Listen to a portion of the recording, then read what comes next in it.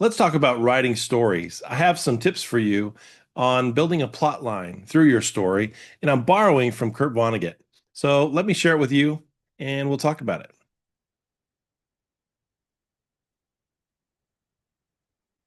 There we go. So Kurt Vonnegut is famous for crafting a Shape of Stories lecture, and I've watched it a few times, and I've seen clips from his videos. He died in 2007, an American novelist who was famous for, like I said, defining the common story types that you find in creative writing. And I'd like to apply that to writing comic books or other short stories or children's books or other things like that. But essentially, a shape of a story is the arc, the story arc, where it starts and where it ends. So again, Kurt Vonnegut was an American novelist in the 20th century. Um, Frankly, admittedly, I haven't read a book. I haven't read one of his books, but he has a variety of satirical, dark humor, science fiction, mixed stories that come from his mind. And I think what I find more entertaining, frankly, than his books is his lecture on story types and story shapes and being able to plot your story. Because when it comes down to it, there are a few basic story concepts that work for just about every plot line that you can think of. If you find his video online, it's really fun, and you get a sense of his sense of humor as he describes how it works. And very simply, he plots a story for the character on a chart. On one side, you have good fortune, and on the other, you have time. And what happens to that person is a is an arc along that timeline. First story type of his eight is man in a hole. So the fall and rise of a character. So think about an individual in that story. Are going along, good fortune, things are going fine. Something terrible happens. They fall into a pit and they're stuck in that part of the story for one reason or another, where it's external forces or something they've done. They're stuck in that hole, and through their own ingenuity and luck, they get out. That is probably the most common story type that we're all familiar with, the rise and fall of a character and how they succeed. It's another example of a happy ending. We want to see a character go through a struggle, but in the end, we want to know that they succeed. So, a good example of that one, very literally, is The Martian with Matt Damon. That book is also a great read, but the story of that astronaut lost on Mars, and then through his own ingenuity, he's able to succeed. And in the end, despite all that struggle, we have a happy ending, a happy reunion with his former crew. The next most common type is boy meets girl. So the rise and fall and the rise of that relationship, or even a bittersweet ending. So the ending in a boy meets girl story doesn't necessarily have to end on a positive note. Could be bittersweet. But again, here we have, that baseline, boy, girl, they meet. Things go great. Something happens that breaks them apart, that makes their relationship struggle. And then they either recover and decide to stay romantically involved, or we're just friends, and there's some sort of bittersweet ending. So think of a story that might relate to that one. Titanic. Frankly, there was room on the raft for Leonardo DiCaprio to survive, but for whatever reason, Rose kicked him off, right? So we have the rise and the fall, and the rise, but then the bittersweet end of that romance. And that makes your story either kind of crowd pleasing or a tragedy or otherwise. But frankly, these story types really are crowd pleasing, despite whether or not they have a happy ending. Cinderella story. Okay, this is the story that Disney is built on, right? The rise, the fall, and then the rise higher to a happy, happy ending. The happiest ending. Now, usually in the beginning, in this case, that character starts even lower than just average. They are, they're at the bottom. They're at the bottom rung, right? Something has put them there. And then slowly they find some allies, some good things start to happen, and they start to rise up. But then something knocks them down again. And that Cinderella story usually knocks you right back to where you started. And you got to start over, and you'll think all is lost. And that's a significant plot point, is that all is lost. I don't know what to do. And then somehow in Disney, through magic or otherwise, you're able to recover and then supersede or exceed your highest high moment in that story. And we love seeing that in a variety of ways.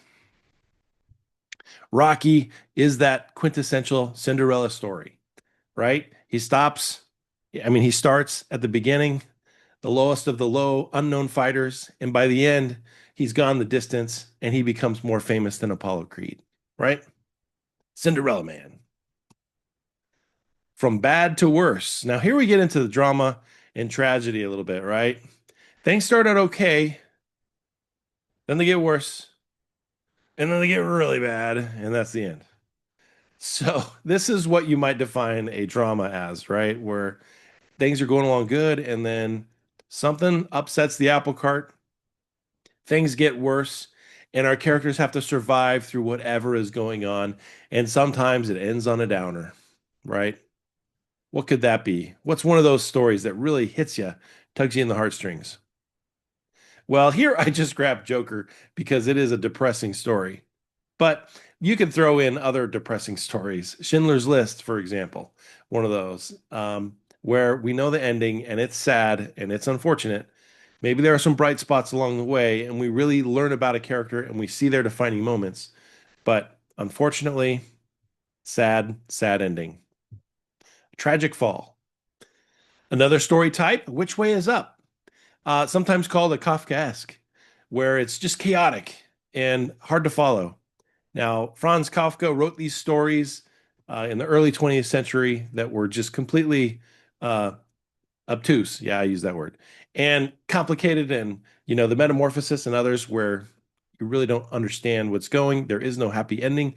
There is no, up and down. It's just all around, and you kind of don't know what you just read or watched. Um, some people enjoy these movies. Personally, I don't. But this can end up and down or flatline, frankly. This might be an example of a horror movie too, where something just really terrible happens. It's just confusing. Or it might just be kind of a non sequitur where it's just unknown and it's just an experience. Now, I like happy endings. I like movies with a point. So I use Inception here as an example where literally it's up and down. I just love the fun design of that movie, but you really don't know what's happening. And that keeps you, uh, off center. You don't know where it's going. You really don't even understand how the world works, but it's done in a pop culture way. So it's actually a fun adventure movie. But obviously, these types of what's going on movies can be completely confusing and lost, and you don't know what's happening. A creation story. Okay, this is a little different than Cinderella Man, the Cinderella story. It really is a rise from nothing, but it doesn't have a romantic element. It doesn't even have to have that successful element. It's just more of watching someone grow and develop. They're achieving things along the way. You're watching them grow and you're seeing how they change and the things they confront and the things they do, and it ultimately serves a purpose. But it's a creation from nothing, and then it becomes something. Sounds like a Seinfeld episode. Here's a fun example. The Lego story, all about a character who was inconsequential but somehow pulls together a team in a ragtag bunch and saves the universe, right? That's kind of a playful way of looking at this creation story or rise from nothing. Old Testament. Vonnegut used biblical terms when describing the story types. Old Testament is kind of full of examples of stories where we go rise, fall, rise, fall, rise, fall, and then unfair fate, where something um, you know, unexpected but undeserved happens to a person or a place or a population. So this is that story where it's a struggle. This could also be looked at as that drama where it's a struggle. things are happening, and then it ends on a downer, you know. The punishment of God, something happens, and it's a cautionary tale, you could say, right? Breaking Bad, gangster stories, they all tend to fall into this category where you have someone who's trying to make their way and is that anti-hero, but is somehow still on the wrong side of the world. And within that world, they're still doing their good, quote unquote, and their success, but it's always tragic in some way, and there's a price to pay. And so, Breaking Bad is an example of that, of course, where despite the choices he makes, things go wrong. And it keeps going wrong and it spirals. And every time he thinks he's dug himself out of a hole, he finds out he's just dug a bigger hole for himself. On the other hand, in biblical terms, we have the New Testament, which rise, fall, rise. Again, similar feeling to a New Testament story, but again, it doesn't have to relate to a romantic interest, but it's more of kind of a world building story where we're talking about the fate of the world and the universe is resting upon these humble shoulders and what's going to happen.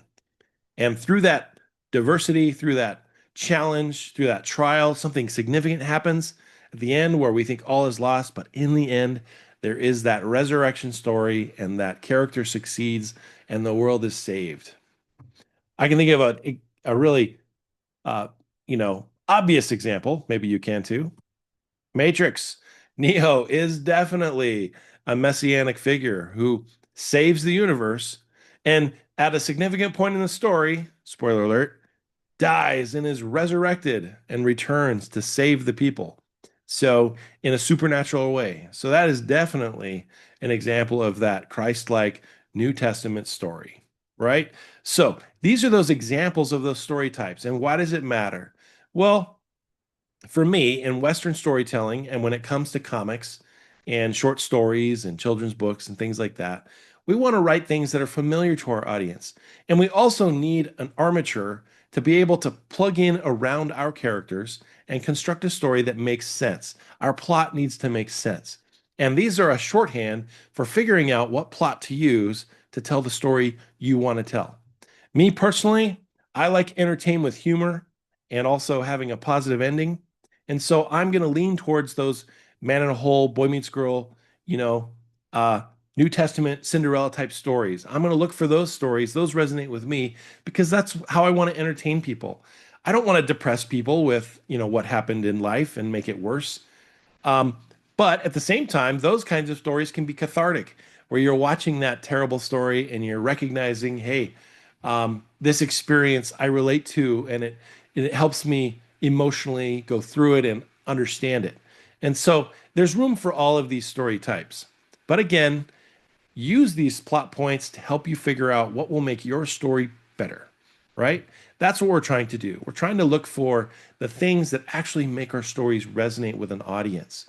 Now, you could be indifferent to that and say, I don't care. I'm going to write the story I want to write. I'm going to have 5 heroes and 3 villains and blah, blah, blah, mix it up and anything goes. Sure, you can do that. But you're going to turn off your audience because they're not going to understand how to engage your characters.